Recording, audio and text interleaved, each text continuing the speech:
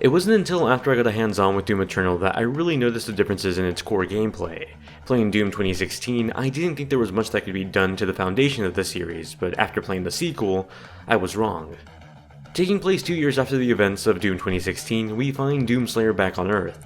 Gone is the civilized world as we knew it, now a barren wasteland with demons and all that is hell. Doomslayer is pissed and he's once again seeking out vengeance and reclamation for his home. With the Hell Priest scattered across the planet and in full control of Hell on Earth, it's up to Doomslayer to go on a scavenger hunt after them. Like 2016's Doom, Eternal's plot is one that's completely self-aware of how ridiculous and comedic it can come off as, but it also takes it in stride. For as much mindless fun the story is, it pays off in the best narrative moments possible. I just wish that more than half of the story wasn't via collectible text logs. The self-aware ridiculousness of Doom is truly what makes Doom, Doom. And as much as I describe this game as mindless shooter fun to my girlfriend, it's that, but also incredibly strategic. To its credit, Doom Eternal finds the right balance between just having fun with shooter mechanics, but also layering on gameplay fundamentals that have you monitor your ammo, enemy placement, and attack order. If you played Doom 2016, Eternal will feel somewhat familiar. It's true that some of the novelty of seeing Doom in this modern light has gone away with this being a sequel, but that's not to say that everything is stale. On the contrary, Eternal has found a way to evolve from Doom 2016 to offer more gore, challenge, puzzles, and platforming to keep you entertained at all times. Its campaign still follows a somewhat linear path with Doomslayer going from mission to mission, slaying everything in their path. The fundamental gameplay loop from the original is still here. Weaken enemies until they glow, glory kill them to replenish resources, and continue on. Glory kills are these violent cinematic demon murders that not only look astonishing, but also help earn back your health, armor, and ammo. A traditional glory kill will give you back some health, however taking a chainsaw to the enemy gives you back a bunch of ammo. While that's all fun to execute, it's once you start playing that you'll notice the strategic layer of it all.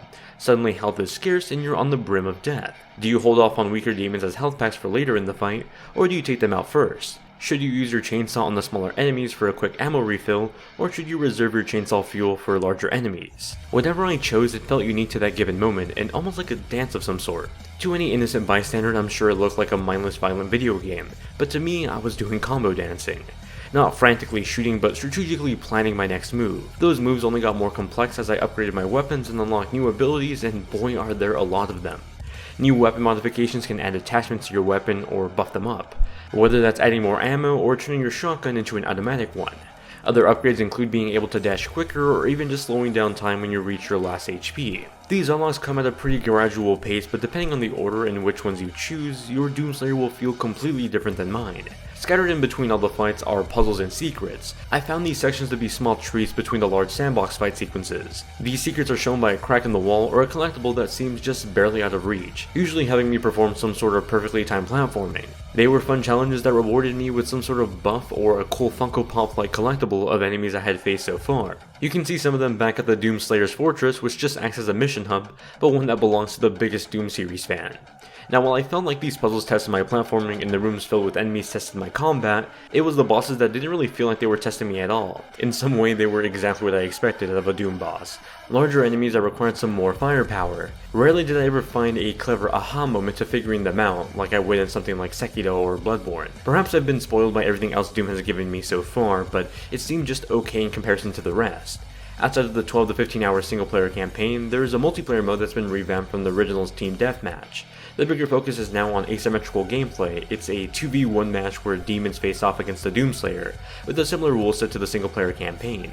It sort of reminded me of Ubisoft's odd Zombie U multiplayer on the Wii U and the Evolve game from 2015. Neither were a major success, but I found some of their DNA to be effective in this new game mode. It's a bit weird to describe Hell as beautiful, but Doom Eternal somehow manages to do that for me.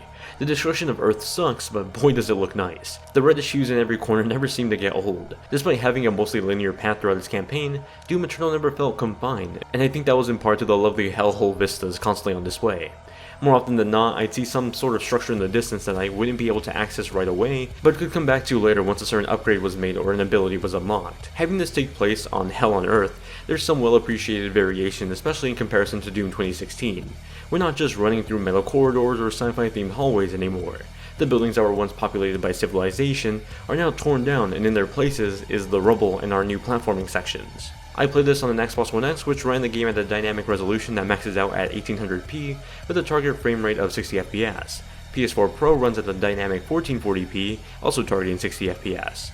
As for base consoles, both target 60 FPS and max out at 1080p, though the Xbox One does get as low as 720p sometimes. Performance in general was pretty solid across the board with the exception of some low resolution on the weaker hardware. While playing on the Xbox One X, I did run into a few hard locks during gameplay. However, once I rebooted my system, that completely fixed them, so I think it was just something specific with my console. Mick Gordon once again returns as the series composer, and he certainly raises hell with this new soundtrack. Just like its predecessor, Doom Eternal's soundtrack comes in packing with heavy rock and metal. Imagine a heavy metal choir, and that's exactly the level of expectations you should have going into this. It's absolutely marvelous and insane that you get Doom Eternal for free just for buying Gordon's newest album. On top of the stellar music, id Software has done a marvelous job with its array of sound effects. While weapons don't necessarily have a realistic impact per se, they do sound beefy and mighty, especially during combat. As much as you'll be hearing the incredible guitar and heavy bass in the background, it's the chainsawing of demons, the shredding of monsters, and the gruesome destruction of warfare you'll be hearing too. Going into Doom Eternal, I didn't expect to see so much of an improvement from the original. To be honest, at the time I didn't think there was much to improve outside of the original multiplayer, but I was wrong. Doom Eternal somehow ruined the original 2016 Doom for me, but I mean that in the best way possible. Somehow Doom 2016 feels slower to me after experiencing Eternal's evolved dash system. It's the same feeling I had when I went back to play Titanfall 2 this year, only to realize how slow it felt in comparison to Modern Warfare. Believe me, it makes me really sad to say that.